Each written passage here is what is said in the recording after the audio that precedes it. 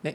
네, 안녕하세요. 방문각에서 감정평가사 경제학 강의 담당하고 있는 손병익 회계사입니다. 자, 오늘 시간에는 저희가 이제 올해가 2025년이죠. 이제 2026년 합격을 위해서 경제학을 어떻게 공부하면 좋을지, 그리고 또 그거에 맞춰서 저도 올해 어떻게 강의를 진행할지 간단하게 말씀드리는 시간을 좀 가져볼게요. 저는 이제 이름은 손병익 회계사고요. 그 다음에 내용 하나씩 보죠.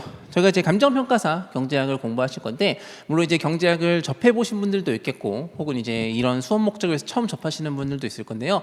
저희 감정평가사 경제학은 총 40문제가 출제가 돼요. 그래서 이제 세세하게 들어가면은 미시경제학이라는 학문이 있고 거시경제학이라는 학문이 있어요. 그래서 각각 뭐 대충 미시 20, 거시 20 반반 정도가 출제된다라고 보시면 되고, 그다음에 이제 거시경제학에는 우리가 이제 국제관계를 다루는 국제경제학이라는 과목도 포함되어 있어요. 그래서 거시경제학이라고 할 때는 우리가 보통 국제경제학이라는 것도 포함된다, 이렇게 보시면 되겠습니다. 그래서 이 정도 이제 뭐 세부적인 내용에 우리가 자세히 이제 1년 동안 공부하면서도 보겠지만 일단 이렇게 구성되어 있다라고 보시면 되겠고요.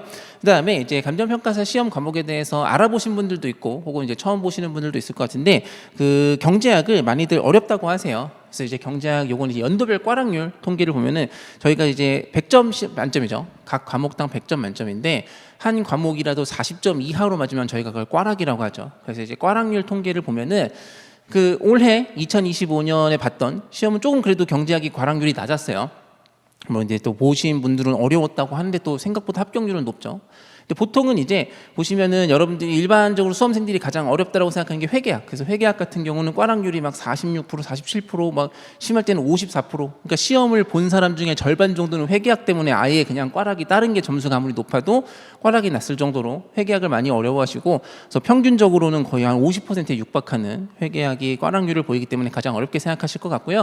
그 다음으로 어렵다고 이제 말씀들 하시는 게 이제 경제학이죠. 그래서 이제 평균을 보더라도 평균적으로 경제학이 회계학 다음으로 이제 높은 꽈락률을 보이면서 이제 많이들 회계 경제를 처음에 잘 해놔야지 뭐 나머지 이제 좀 암기 과목 같은 경우는 뒤쪽에 가서 좀 몰아서 외우더라도 회계 경제를 좀 처음에 단단히 해놓자라고 많이들 말씀하시는 것 같아요. 근데 이제 올해는 조금 쉬웠던 편인 것 같아요. 통계적으로 볼 때는 뭐 전년도엔 40%나 꽈락이었는데 올해는 27% 꽈락이었으니까 그래도 좀 많이 시험을 잘 보신 것 같고요. 그러면은 왜 이렇게 경제학은 어렵냐 라고 느끼시는 분들, 제가 이제 많이 수험생들 상담하면서 또 이야기해보면서 보면은 경제학이 왜 이렇게 어렵냐라고 했을 때, 일단 1번 경제학 내용이 너무 많다. 뭐 혼자서 독학이 되냐? 독학이 절대 안 되죠. 경제학 내용이 너무 많고, 그 다음에 어떻게든 뭐 또 꾸역꾸역 해보려고 했더니 내용 자체가 너무 어렵다. 도대체 이게 무슨 말 하는지도 모르겠고 뭐 외계어인지도 모르겠고, 하여튼 경제학 내용이 너무 어렵다라는 피드백이 있고, 그 다음에 이론은 내가 어떻게든 꾸역꾸역 배웠는데 이론을 배우고 나서 문제를 풀려고 보니까 그 뭔가 내가 배운 이론이 맞나? 이거 문제 어떻게 풀지? 그래서 이론과 문제풀이 간의 그 간극이 너무 크다라는 게 수험생들이 경제학을 많이 어려워하는 포인트인 것 같아요. 그래서 제가 요거 항상 상담하면서 느끼는 것들이기 때문에 요런 포인트를 저도 여러분들에게 잘 해결하고자 요거에 맞는 좀 강의를 진행하려고 합니다. 그래서 요 내용이 많다, 어렵다, 문제풀이와 이론의 괴리가 많다라는 거를 저는 이제 어떻게 해결할 거냐면은, 일단 감정평가사 범위에 딱 맞는 맞춤 강의를 하려고 해요. 이제 우리가 그 경제학이라는 거는 사실 범위가 굉장히 넓어요. 나중에 수업 시간에도 또 말씀드릴 건데, 경제학이라는 학문은 굉장히 범위가 넓은데, 그나마 이제 제가 좀 이따 말씀드릴 저희 교재가 그나마 이제 우리나라에서 대한민국에서 진행되는 객관식 경제학에서 요 정도만 보면 되겠다라고 축약해 놓은 건데도 범위가 많아요.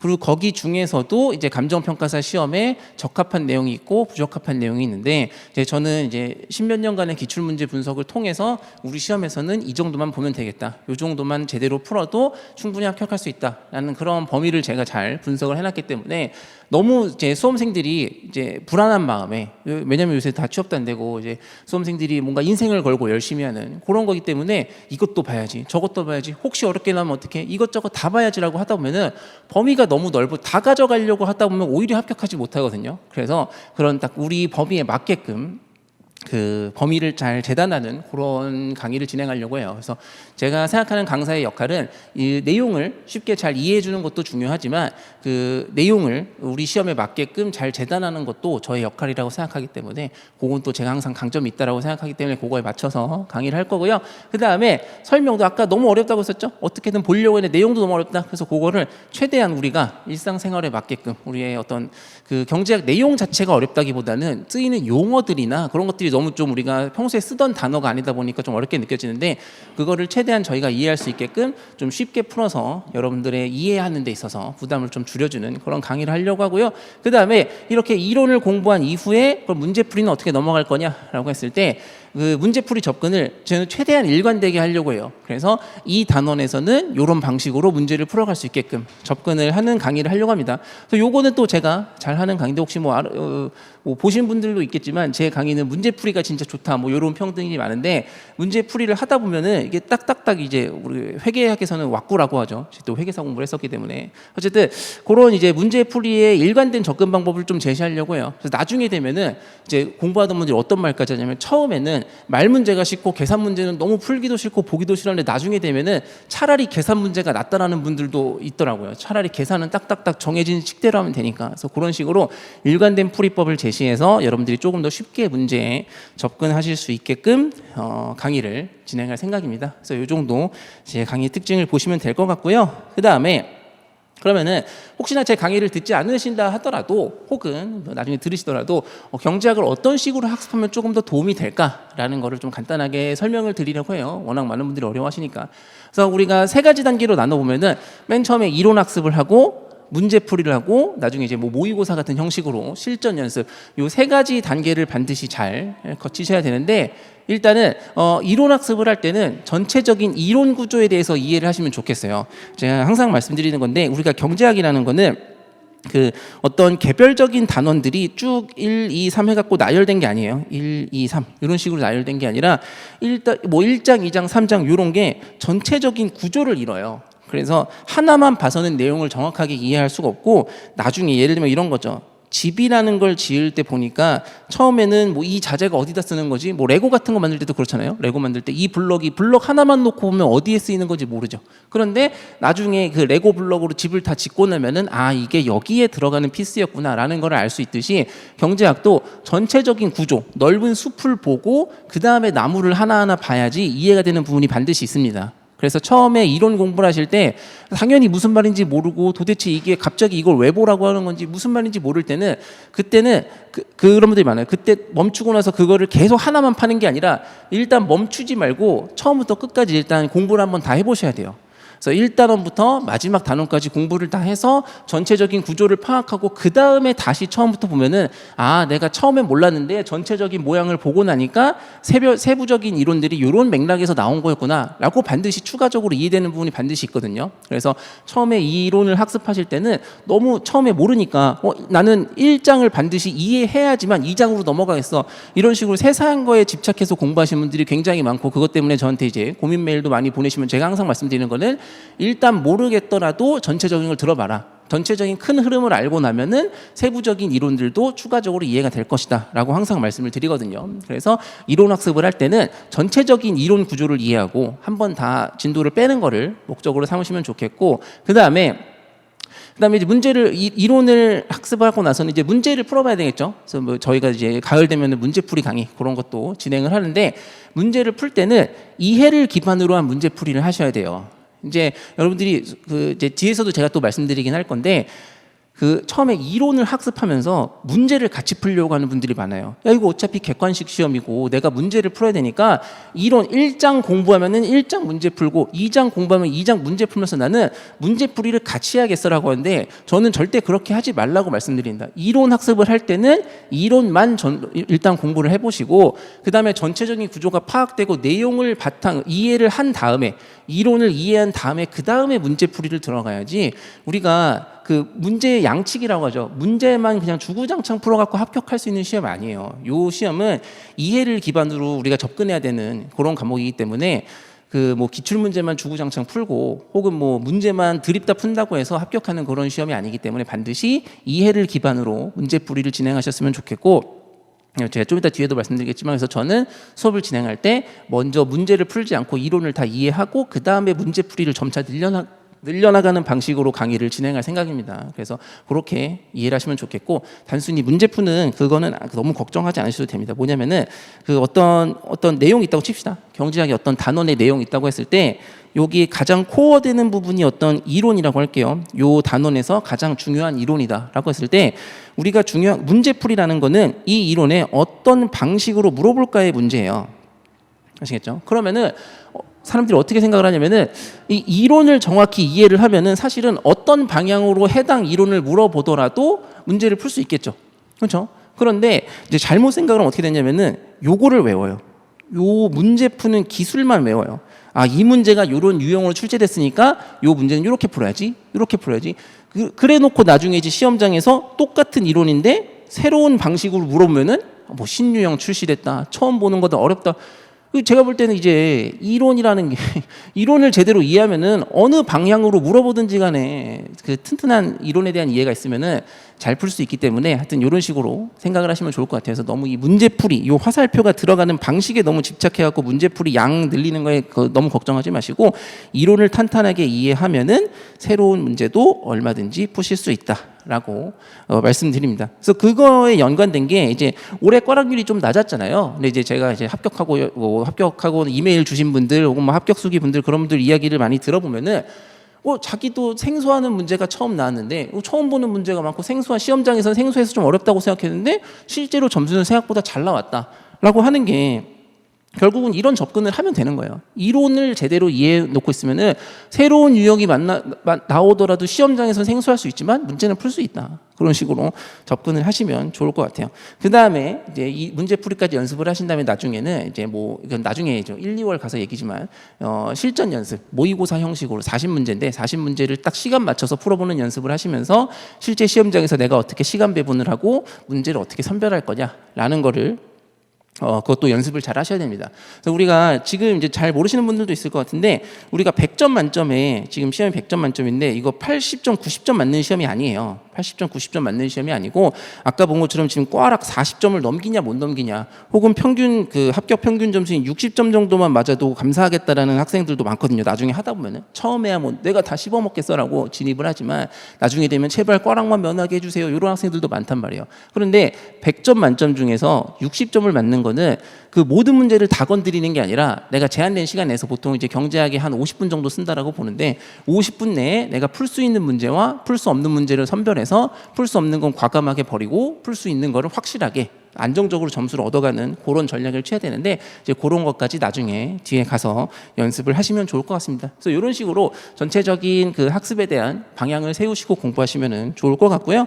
그 다음에 그러면은 이런 그 커리큘럼에 있어서 저는 어떤 식으로 강의를 진행할 거냐. 일단은 저희가 학원에서 기본 이론은 7월에 강의를 개강을 하죠. 그래서 7, 8월에 16회, 심화 강의는 9월에 16회, 모의고사도 문제풀이도 16회, 모의고사는 12회 정도 이런 식으로 진행을 할 거고요. 그 다음에 이 강의를 진행할 때 아까 전에도 말씀드렸지만 강의 내용을 어떤 식으로 진행할 거냐면은 저는 기본 이론 강의를 할 때는 이론 내용만 10대 0으로 강의를 할 거예요. 그래서 이때는 문제풀이 너무 고민하지 않으셔도 돼요.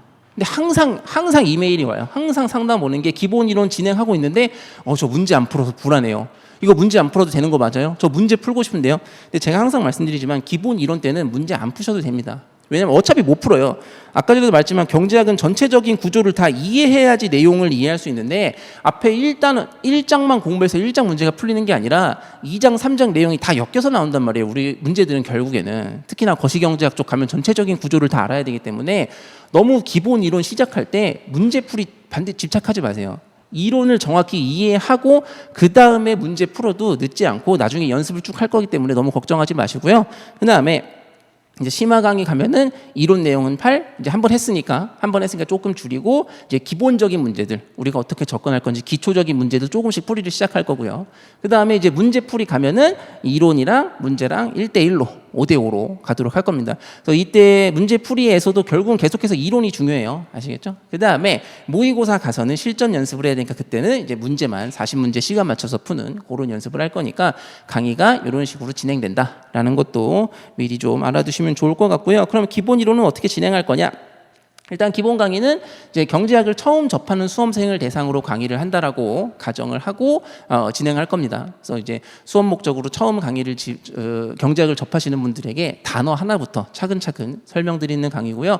그 다음에 교재는 여기 밑에 보시면은 경제학 연습이라고 정병렬 선생님이 쓰신 책이 있습니다. 그래서 올해 10판이 새로 나왔어요. 그래서 10판 책으로 미시편, 거시편 둘 다 보시면 되고요. 그 다음에 요거는 이제 구매하시면 되고 우리가 수업 시간에 여러분들이 필기할 노트 그 PDF가 있거든요. 그거는 제가 무료로 제공을 해드립니다. 그래서 PDF로 무료로 제공을 해드리면은 저랑 같이 해당 필기 노트에 필기를 직접 하시면서 요 책도 같이 보시면서 공부를 하시면 될 것 같고요. 그 다음에 강의 목표는 이제 경제학 이론을 처음 접하기 때문에 이제 조금 더 내용을 친숙하게 익숙하게 익히는 거에 목적을 두시고 다시 한번 말씀드리지만 처음에 문제풀이 너무 신경 쓰지 않으셔도 되고요. 그 다음에 아까 전에도 말씀드렸지만 저희가 기본 강의할 때는 이론 내용만 본다라고 했었죠. 문제풀이는 하지 않는데 그럼 이때도 마찬가지로 경제학 연습에는 이론 내용과 문제가 둘 다 있는데 문제는 건드리지 않을 거예요. 그 다음에 심화 강의에 가서는 이제 경제학 연습에 있는 문제를 건드리기 시작할 겁니다. 그래서 보시면 심화 강의는 일단 기본 강의 후 2회독하는 강의라고 보시면 돼요. 뭐 이제 제목이 심화 강의라고 해서 기본 강의 때는 뭐 좀 빼놓고 중요한 건 빼놓고 심화 강의 때 가서 좀 더 뭐 중요한 걸 알려주나 보다. 그래서 기본이랑 심화를 반드시 수강해야 되나라고 생각하시는데 그렇지는 않아요. 그 개별 강의 하나하나가 독립적으로 이루어져야 된다고 생각하기 때문에 심화라기보다는 2회독하면서 추가적으로 복습하는 강의라고 생각하시면 좋을 것 같아요. 혹은 이제 이미 공부를 해보신 재시생분들은 너무 기초되는 기본 강의보다는 심화 강의로 다시 뭐 공부를 시작하셔도 좋겠죠. 그래서 그렇게 보시면 되겠고, 그래서 뭐 내용이 더 추가되거나 그런 건 아니고 다시 한번 복습하고 다시 한번 보면서 조금 더 이해를 깊게 하는 강의다라고 보시면 될 것 같고요. 그 다음에 아까 앞에서는 우리가 필기 노트를 제공한다라고 했는데 이제 계속해서 필기를 하면 시간이 너무 오래 걸리기 때문에 이때는 경제학 강의 노트라는 책을 사용을 할 겁니다. 그래서 경제학 강의 노트 책은 이제 필기가 된 책인데 요거 가지고 또 진행을 할 거고, 그래서 이론 복습을 하면서 아주 기본적인 문제들도 문제에 어떻게 우리가 배운 이론을 적용하겠구나라는 거를 보시면 될 것 같고, 그 다음에 또 하나 말씀드리고 싶은 거는 이제 경제학 연습책이 10판이 나왔다라고 했었잖아요. 근데 그 이제 올해 초까지는 9판을 판매했고 이제 5월에 10판이 나왔는데 없으신 분들은 10판으로 보시면 되고요. 혹시나 9판 을 가지고 계신 분들은 9판으로 수업을 들으셔도 상관없습니다. 저는 수업을 진행할 때 항상 옛날 판과 신판 모두 다 수업 호환되도록 수업을 진행할 거기 때문에 혹시나 예전 책을 갖고 계신 분들은 굳이 새로운 책을 사지 않으셔도 옛날 책으로도 강의 얼마든지 수강하실 수 있다. 그래서 너무 교재에 대한 부담을 좀 줄여드리는 게 좋은 것 같아요. 저도 이제 뭐 10몇 년 전에 수험생 생활을 했었지만 그 교재비가 얼마나 부담되는지 알기 때문에 최대한 예전 책이랑 같이 들을 수 있게끔 좀 강의를 진행할 거고요. 마찬가지로 심화 강의 때도 문제를 풀기는 푸는데 9판과 10판에 동시에 있는 문제들을 선별해서 어떤 책으로 보시더라도 불편함이 없으시게끔 그런 식으로 강의를 진행할 거다. 라는 거고, 이제 문제풀이 강의에 가서는 이제 진짜 이제 문제를 푸는 연습을 해야 되겠죠. 그래서 이제 이론 학습은 마치고 이제 실전 문제풀이는 어떻게 할 거냐 이런 식으로 진행할 건데, 일단은 강의 노트 아까 봤던 거 요거는 계속해서 요 강의 노트 책은 계속해서 쓸 거고요. 그 다음에 감정평가사 주제별 기출문제집이라고 이제 요건 제가 쓴 책인데 요 책을 가지고 공부를 할 겁니다. 요거 둘 다 이제 작년 버전이고 올해 버전은 새로 나올 건데 요 새로 나온 표지는 아직 제가 나오지가 않아갖고 지금 집필하고 있고, 그래서 그걸로 새로 나온 책으로 보시면 되겠고요. 그 다음에 제 문제풀이 강의의 특징 중에 하나는 이게 책 이름이 감정평가사 주제별 기출문제집이잖아요. 그래서 죄송합니다. 한 15년 정도 되는 우리 시험의 기출문제를 다 모았어요. 다 모아서 그 기출문제를 가지고 문제를 풀이를 연습하는 그런 교재인데서 이 책에는 진짜로 감정평가사 기출문제집 문제밖에 없어요. 그래서 그걸로 보시면 충분할 것 같고, 근데 또 이제 불안하다고 생각하시는 분들도 많아요. 다른 문제도 풀어야 되는 거 아니야? 뭐 다른 책은 아까 경제학 연수도 책 두께가 이만한데 우리 시험 문제만 풀어도 충분한가? 나중에 또 수업 시간에 말씀드리겠지만 충분합니다. 이것만 푸셔도 고득점 하신 분들 수두룩하고요. 이것만 푸셔도 이것만 제대로 푸셔도 합격하실 수 있으니까 너무 걱정하지 마시고. 하시면 될 것 같고, 그래서 뭐 이론 복습 추가적으로 하면서 문제풀이 방법까지 학습하면 좋겠다라는 거고, 아까 전에도 말씀드렸지만 문제풀이 강의는 항상 일관되게 쉽게 문제에 접근할 수 있게끔 그런 방식으로 강의를 진행할 생각입니다. 그 다음에 이제 1, 2월 돼서는 모의고사 강의, 여기에서는 이제 모의고사를 통해서 실전 감각을 연습하는 거죠. 그래서 1시간 시간 맞춰서 푸시고 제가 또 문제에 대해서 강평을 하고, 그렇게 보시면 좋을 것 같습니다. 그래서 그 올해 2025년에도 제가 조금 모의고사를 좀 어렵게 냈었는데, 어렵게 낸 덕분에 시험장에서 쉽게 잘 풀었다라고 많이들 회신을 시험 끝나고 연락을 주셔서, 그래서 또 이제 보람을 느끼면서 열심히 또 하고 있습니다. 그래서 이렇게 보시면 될 것 같고, 그래서 뭐 추가적으로 말씀드릴 것들은 제가 나중에 또 강의 진행하면서 말씀드리면 될 것 같고요. 뭐 2025년에도 그렇지만 2026년에도 여러분들 합격까지 제가 문제 없게끔 잘 열심히 강의할 테니까 믿고 따라와 주시면 좋을 것 같고요. 그 다음에 혹시나 문의 사항이 있으시면은 뭐 요 이메일로 저한테 주셔도 되고요. 제가 카페도 운영하고 있거든요. 그래서 요 카페에다가 문의 글을 남겨주셔도 되고, 혹은 뭐 학원 게시판도 있으니까 학원 게시판까지 해서 한 3가지 정도 창구가 있으니까 편한 방법으로 연락을 주시면 될 것 같고요. 하여튼 여러분들 요새 뭐 경기도 힘들고 취업도 힘들고 하신데 또 감정평가사 공부하러 오신 분들 환영하고, 좋은 결과로 또 이 어려운 세상을 잘 헤쳐나가길 바라겠습니다. 저는 수업 시간에 또 인사드리도록 하겠습니다. 감사합니다.